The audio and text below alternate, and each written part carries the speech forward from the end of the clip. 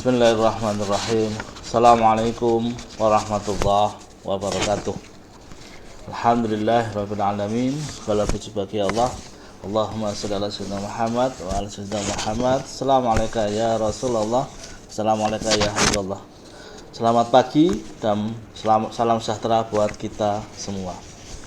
Kembali pagi hari ini 1 Agustus BPS Kabupaten Banyumas akan menyampaikan berita resmi statistik. Kali ini kami akan menyampaikan tentang inflasi Purwokerto bulan Juli 2025 dan statistik pariwisata Kabupaten Banyumas bulan Juni 2025. Kita awali dengan inflasi Purwokerto bulan Juli 2025. Di bulan Juli, Purwokerto mengalami inflasi mantuman Juli 2025 terhadap Juni 2025 sebesar 0,08%, di mana indeks harga konsumen di bulan Juli adalah 107,58 dan Juni 2025 107,49. Kemudian inflasi tahun ke tahun atau YoY Juli 2025 terhadap Juli 2024 sebesar 2,29%. Kemudian inflasi tahun kalender Juli 2025 terhadap Desember 2024 sebesar 1,34%. Kalau kita perhatikan perkembangan inflasi dari bulan ke bulan untuk Purwokerto, dapat kita lihat bahwa Juli 2025 Purwokerto mengalami inflasi mantuman itu lebih rendah dibanding dari inflasi mantuman bulan Juni, tetapi lebih tinggi dari inflasi mantuman pada bulan Juli tahun yang lalu, di mana di Juli 2025 kita inflasi 0,08 dan Juli 2024 kita mengalami deflasi minus 0,2. Kemudian kita lanjut untuk melihat peranan dari kategori yang menyumbang inflasi di sini. Di mantuman bulan Juli, kalau kita lihat kelompok 1, makanan, minuman dan tembakau mengalami inflasi 0,03, kemudian rekreasi, olahraga dan budaya 0,62 dan pendidikan 1,07. Tiga ini yang memberi peranan terbesar. Andil inflasi makanan, minuman dan tembakau di bulan Juli adalah sebesar 0,01%, sementara rekreasi, olahraga dan budaya itu sebesar 0,01 dan pendidikan 0,06. Nah, mungkin tingginya peranan pendidikan di sini itu sangat terkait dengan adanya tahun ajaran baru. Oke, kita lihat 5 besar ya, 5 komoditas dengan andil inflasi dan deflasi mantuman di Purwokerto pada bulan Juli 2025. 5 yang komoditas mulai andil terbesar untuk inflasi di Purwokerto. Yang pertama adalah beras 0,05, cabai rawit 0,04, bawang merah 0,03, sekolah menengah pertama 0,03 dan sekolah dasar 0,03. Kalau kita cermati, beras mengalami inflasi. Sebelumnya juga di bulan Juni beras juga mengalami inflasi. Meskipun pemerintah sudah mencoba untuk mengendalikan dengan menyalurkan bantuannya. Kalau kita baca media sosial tanggal 23 Juli kemarin, pemerintah Kabupaten Banyumas bersama dengan Bulog juga sudah meluncurkan bantuan cadangan pangan pemerintah dan cadangan pangan pemerintah daerah. Menurut informasi dari Dinas Pertanian, untuk 2025 ini sebesar 70 ton. Sementara untuk dari informasi Bulog di bulan Juni dan Juli ini sebanyak kurang lebih sekitar 222 itu penerima manfaat beras ya. Jadi ternyata peluncuran bantuan beras di tanggal 23 itu belum bisa menahan atau mempertahankan laju inflasi beras ya. Meskipun mungkin mampu meredam lebih tinggi lagi inflasi beras lah. Kemudian kalau cabai rawit ini terjadi inflasi karena dari suplainya rendah dan mungkin pasokan dari luar juga rendah, sementara demandnya masih relatif tetap. Ya. Kemudian bawang merah hampir sama karena suplainya kita relatif lebih rendah dibanding demand. Kemudian sekolah menengah pertama dan sekolah dasar itu sangat terkait dengan tahun ajaran baru. Kemudian 5 komoditas yang memberi andil di deflasi, yang pertama adalah daging ayam ras, tarif kereta api, kacang panjang, bawang putih, dan buncis. Kalau di deflasi ini mungkin sangat ketara adalah di tarif kereta api, ternyata diskon ataupun istilahnya program rendahnya harga tiket masih menjadi pemicu deflasi di kereta api. Kita mencoba lanjut ke mengamati inflasi dan andil kelompok makanan, minuman, dan tembakau di bulan Juli ini. Kalau kita lihat grafiknya di situ, mulai 2022, 2023, 2024, dan 2025, bisa kita lihat secara histori bahwa pola inflasi atau deflasi yang terjadi di bulan Juli 2022 sampai 2025 searah dengan inflasi kelompok makanan, minuman, dan tembakau yang terlihat pada andil kelompok tersebut di setiap bulan Julinya. Kemudian tingkat inflasi kelompok ini sebesar 0,03 dengan andil inflasi 0,02 seperti yang kita sampaikan di depan. Komoditas yang menjadi penyumbang utamanya adalah beras, cabai rawit, bawang merah, cabai merah, telur ayam ras, dan tomat. Kenaikan harga sayuran seperti cabai rawit, bawang merah, cabai merah, dan tomat karena pada tingkat petani beberapa tanaman terkena hama. Ya, mungkin menjadi informasi di Banyumas untuk pertanian saat ini relatif agak terganggu oleh adanya hama. Kalau di tanaman pangan itu diserang oleh hama tikus. Kemudian sementara panen kurang bagus menyebabkan harga di tingkat konsumen naik.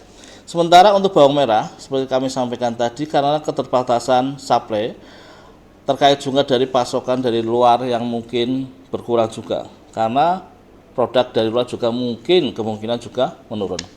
Sedangkan beberapa komoditas sayuran yang menyumbang deflasi antara lain kacang panjang, buncis, sawi hijau, labu siam, dan ketimun, karena di tingkat petani sedang masuk masa panen sehingga harga di tingkat konsumen turun. Ya, itu adalah inflasi dari kelompok makanan, minuman, dan tembakau di bulan Juli. Kita lanjutkan dengan mengamati inflasi komoditas beras. Ya. 2022, 2023, 2024, 2025. Kalau kita lihat trennya, itu komoditas beras sebagai komoditas utama penyumbang inflasi pada kelompok makanan, minuman, dan tembakau dengan inflasi di bulan Juli sebesar 1,07% dan andilnya 0,05%. Selama tahun 2025, penurunan harga beras terjadi pada bulan April dan Mei. Pada periode ini mungkin karena panen raya, ya, sehingga harga beras cenderung turun. Setelah panen raya di Maret, April, harga April turun, Mei kemudian merangkak lagi naik, Juni naik, dan Juli masih merangkak naik. Peluncuran bantuan beras belum bisa menahan laju inflasi. Jadi beras masih mengalami inflasi. Sedangkan mulai bulan Juli tadi kami sampaikan terus merangkak naik sehingga inflasi pada bulan Juni paling tinggi yaitu sudah 1,94%, ya, dengan andilnya 0,09% di bulan Juni, ya. Oke. Kita lanjut untuk inflasi YoY bulan Juni Purwokerto. Inflasi tahun ke tahun YoY Purwokerto adalah sebesar 2,29%. Kalau kita lihat grafiknya, kita lihat di bulan Juli 2,29, di bulan Juni 2. Kalau kita bandingkan di tahun yang lalu, di bulan Juli adalah 1,64%.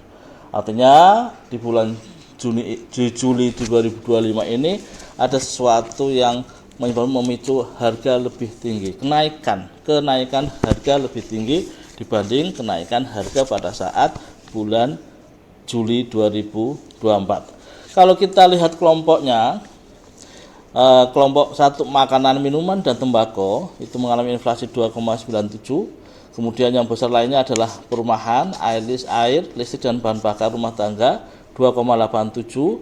Kemudian yang tinggi lagi adalah di perawatan pribadi dan jasa lainnya 7,24%. Ya. Kemudian yang mengalami deflasi adalah informasi, komunikasi dan jasa keuangan. Andil terbesar di YOY ini adalah berada pada kelompok makanan, minuman dan tembakau sebesar 0,87%. Nah, kita lihat komoditas-komoditas yang memberi andil inflasi dan deflasi YOY di bulan Juli 2025 ini. Yang pertama untuk andil inflasi, yang pertama adalah emas perhiasan 0,31%, kemudian beras 0,26%, tarif air minum PAM 0,2%, minyak goreng 0,13% dan bahan bakar rumah tangga 0,11%. Ya, jadi kalau kita lihat emas perhiasan, kita masih di bulan Juli ini dibanding Juli 2024 kenaikan harganya lebih tinggi. Berlaku juga di beras. Ya. Kemudian yang untuk andil deflasi, yang pertama adalah tarif kereta api, daging ayam ras, daun bawang, kemudian bensin dan buah jeruk. Tarif kereta api memberi andil minus 0,1, daging ayam ras memberi andil minus 0,1%, daun bawang minus 0,04%, bensin minus 0,03 dan buah jeruk minus 0,03. Ya. Mungkin itu yang bisa saya sampaikan di inflasi. Kita lanjut ke statistik pariwisata Kabupaten Banyumas bulan Juni. Yang pertama adalah tingkat penghunian kamar hotel Kabupaten Banyumas di bulan Juni 2025 itu mencapai angka 30,72%. Angka ini dia lebih tinggi dibanding pada bulan Juni 2024, yaitu sebesar 26,24, dan lebih tinggi pula dibanding bulan Mei 2025 yang sebesar 28,83.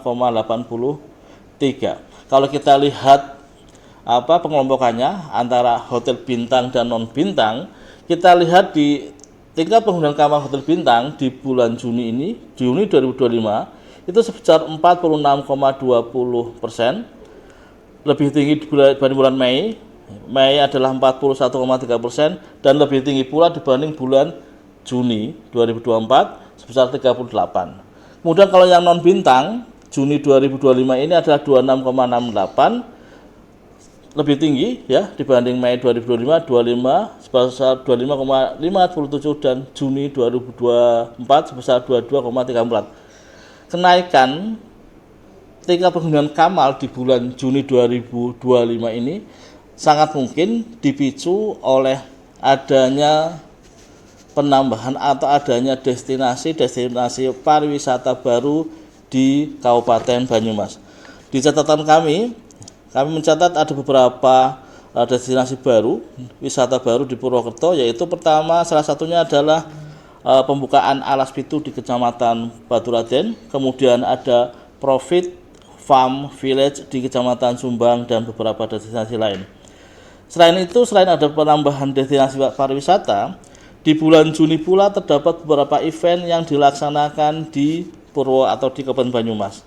Yang pertama, catatan kami adalah karya kreatif Serayu yang berkolaborasi dengan Banyumas Digifest, kemudian Qris Purwokerto Run, kemudian Bazar UMKM di Menara Terate, serta beberapa konser dari artis ibu kota yang dilaksanakan di kota Purwokerto. Inilah yang mungkin menyebabkan kenaikannya tingkat penghunian kamar di Purwokerto atau di Kabupaten Banyumas. Kalau kita lihat indikator yang lainnya adalah rata lama menginap. Rata-rata lama menginap hotel di Kabupaten Banyumas di bulan Juni mencapai angka 1,11, lebih tinggi dibanding bulan Mei yang sebesar 1,10, ataupun lebih tinggi dibanding bulan Juni 2024 1,01. Untuk hotel berbintang Rata-rata lama menginapnya di bulan Juni adalah 1,25, lebih tinggi dibanding Mei 25 sebesar 1,2 dan lebih tinggi pula dibanding bulan Juni 1,06. Kemudian hotel non bintang di bulan Juni adalah 1,05. Kalau ini relatif lebih rendah dibanding Mei 2025 sebesar 1,07 dan Juninya lebih tinggi 1,01%. Ya. Tidak bergesernya rata-rata lama menginap ini sangat mungkin karena tadi setelah ada destinasi, ada event, tetapi pengunjungnya adalah masyarakat relatif, masyarakat dekat, masyarakat lokal, ya, yang sangat mungkin tidak membutuhkan waktu lama untuk tinggal di Kabupaten Banyumas, tidak membutuhkan waktu lama untuk menikmati destinasi wisata dan untuk menikmati event-event di Kabupaten Banyumas. Demikian yang bisa kami sampaikan pada 1 Agustus ini. Mudah-mudahan kita bisa jumpa lagi di rilis selanjutnya bersama kami BPS Kabupaten Banyumas. Lebih kurangnya mohon maaf. Assalamualaikum warahmatullahi wabarakatuh.